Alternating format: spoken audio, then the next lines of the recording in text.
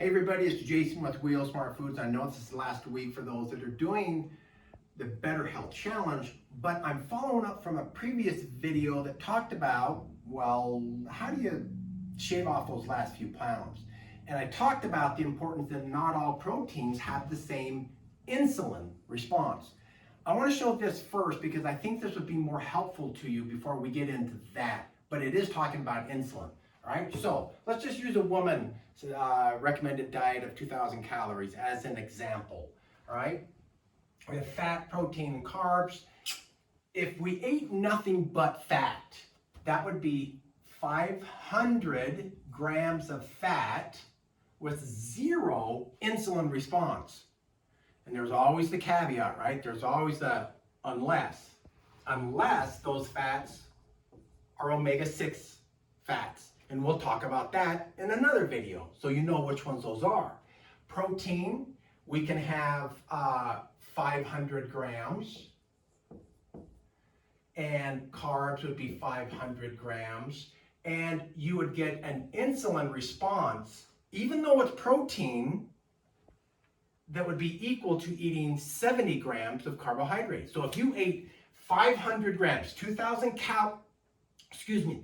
calories of just protein, that would be the same as if you also ate another 70 grams of carbohydrates as far as insulin is concerned. Because really, the keto diet shouldn't be called that. The low carb diet shouldn't be called that. It should be called managing your insulin levels diet, because we gain the weight, we lose the weight because our insulin's doing this. Insulin down, we lose fat.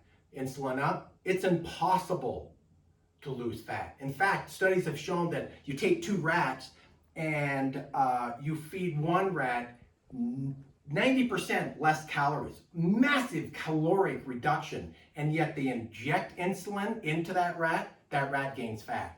It's amazing. So it's a hormone game, not a calorie game. Right? So what we want to do is really pay attention to our insulin. What are the things that make our insulin go up or go down in respect to losing those last few pounds? Right? Going back to our phase 1 protocol, our diet, we call it phase 1. We don't want you to have more than 20 grams of carbs a day. All right?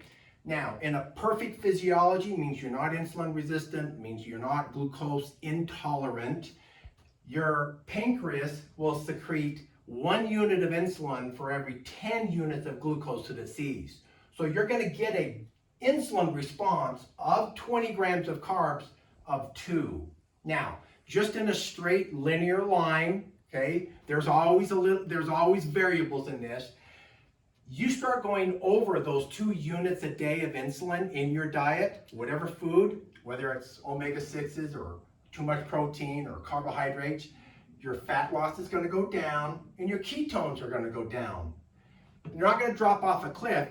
The higher you go above 2 in the insulin, the higher you're further away, or you're not losing any fat at all, all right? The ketones actually don't make you lose weight. Ketones is an energy substitute to glucose when you're on a low carb diet. So you're not having that glucose available. Your body says, I still need to have energy that the glucose was giving me. So what are you going to do? Well, your liver says, well, don't worry, I'll make some ketones for you. So this is an energy replacement, or it is what happens when you are burning fat. Where does your liver get that energy from? To replace the carbohydrates? To replace the glucose? Gets it from the fat, and it makes ketones. Make sense? So what's the absolute best way? If you've plateaued, you're still on phase 1, start doing an intermittent fast. We call it the 8-16-8. That's a window that you're fasting, not having any caloric foods at all, of 16 hours. Your eating window is 8 hours long, okay? Doesn't mean you're eating the whole time, it's just that you're eating those 3 meals within an 8-hour window. The rest of it's fasting.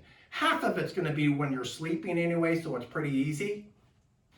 I, for example, stop eating about 6 o'clock, 7 o'clock at night, and then fast till noon, and then I have my breakfast. lunch, and dinner all before 7, 8 o'clock at night for the following day. That will make sure that your insulin levels are low, thus it puts you in a much higher fat burning ratio. Make sense? Just remember, your body doesn't know calories. There's no such thing as a calorie receptor. There's no signal in your body that even has the ability to measure energy. It's all hormones in this. So manage that hormone called insulin and you'll do just fine.